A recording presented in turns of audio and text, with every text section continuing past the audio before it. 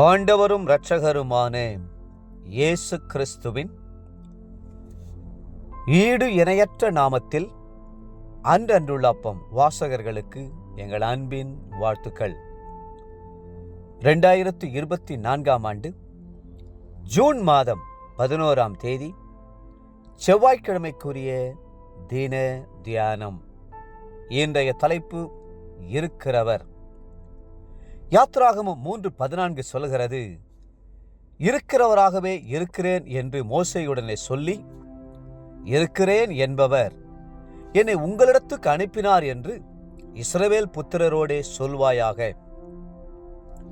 நம்முடைய ஆண்டவர் இன்றும் நம்மில் இருக்கிறவராக இருக்கிறார். மோசே கர்த்தருடைய நாமத்தை கேட்டபோது தேவன் இவ்விதமாக பதிலளித்தார், இருக்கிறவராக இருப்பவர் இந்த புதிய நாளிலும் தன் கிருபையின் ஆசீர்வாதங்களால் உங்களை ஆசீர்வதிப்பாராக. நம் தேவன் சதா காலங்களிலும் என்றென்றைக்கும் இருக்கிறவர். அவர் ஆதியும் அந்தமும் இல்லாமல் இருக்கிறவர். மனுஷனில் இன்று இருக்கிறவன் நாளை இருப்பதில்லை. இன்றைக்கு பேரோடும் புகழோடும் இருக்கிறவன் நாளைக்கு வெறுமையோடும் ஒன்றும் இல்லாதவனாய் மறைந்து போகிறான். ஆனால் கர்த்தரோ என்றென்றைக்கும் இருக்கிறவராக இருக்கிறார். வேதம் சொல்கிறது, உபாகமம் 33:27, அநாதி தேவனே உனக்கு அடைக்கலம், அவருடைய நித்திய புயங்கள் உனக்கு ஆதாரம். இருக்கிறவராக இருக்கிறவர் மாறாதவராகவும் இருக்கிறார். இயேசு கிறிஸ்து நேற்றும் இன்றும் என்றும் மாறாதவராய் இருக்கிறார் என்று எபிரெயர் 13:8 நாம் வாசிக்கிறோம். நான் கர்த்தர், நான் மாறாதவர் என்று கர்த்தர் மல்கியா தீர்க்கதரிசியின் மூலம் உரைக்கிறார். மல்கியா 3:6.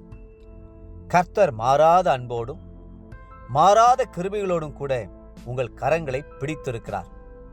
அவர் இருக்கிறவராக இருக்கிறார் என்பதை மறந்து போகாதேயுங்கள்.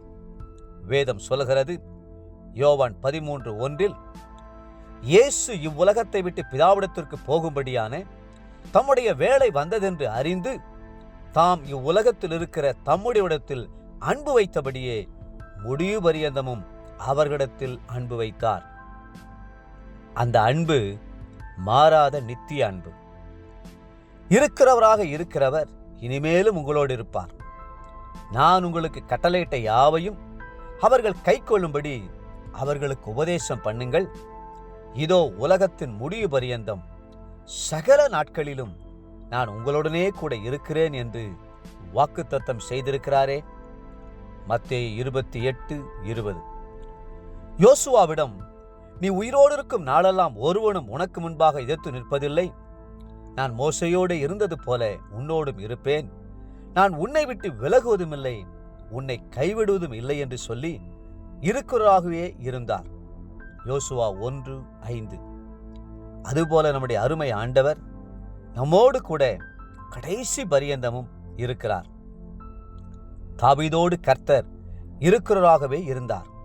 வேதம் சொல்கிறது, 1 நாளாகமம் 11:9, தாவீது நாளுக்கு நாள் விருத்தி அடைந்தான், சேனைகளுடைய கர்த்தர் அவனோடு கூட இருந்தார். ஆடுகளை மேய்த்து கொண்டிருந்த அவன் இஸ்ரவேலின் மேல் ராஜாவானான். இருக்கிறவராக இருந்து அவனை வழிநடத்தின தேவன் நித்திய உடன்படிக்கையை தாவீது நடத்த கிருபை உள்ளவராக இருந்தார். தேவ பிள்ளைகளே, கர்த்தர் இருக்கிறவராக உங்களோடு இருக்கிறார். சந்தோஷப்பட்டு களி கூறுவீர்களாக, தேவனை நன்றியோடு துதிப்பீர்களாக. கர்த்தர் உங்களை ஆசீர்வதிப்பார். இன்றைய நினைவிற்கு யாத்ராகமம் 6ஆம் அதிகாரம் 2-3 வசனங்கள். தேவன் மோசேயை நோக்கி, நான் யெகோவா சர்வ வல்லமையுள்ள தேவன் என்னும் நாமத்தினால் நான் ஆபிரகாமுக்கும் ஈசாக்குக்கும் யாக்கோபுக்கும் தரிசனமானேன். இன்றைய வேத வாசிப்பு காலை எஸ்ரா 1 மற்றும் 2ஆம் அதிகாரங்கள், மாலை யோவான் 19ஆம் அதிகாரம் 23 42ஆம் வசனம் முடிய. அன்புக்குரிய அன்றன்றுள்ள அப்பம் வாசகர்களே, மீண்டும் உங்களை வாழ்த்துகிறோம். இருக்கிறவராகவே இருக்கிற கர்த்தர் என்றென்று மாறாதவர் உங்களை ஆசீர்வதித்து மென்மேலும் உயர்த்துவாராக. ஆமேன்.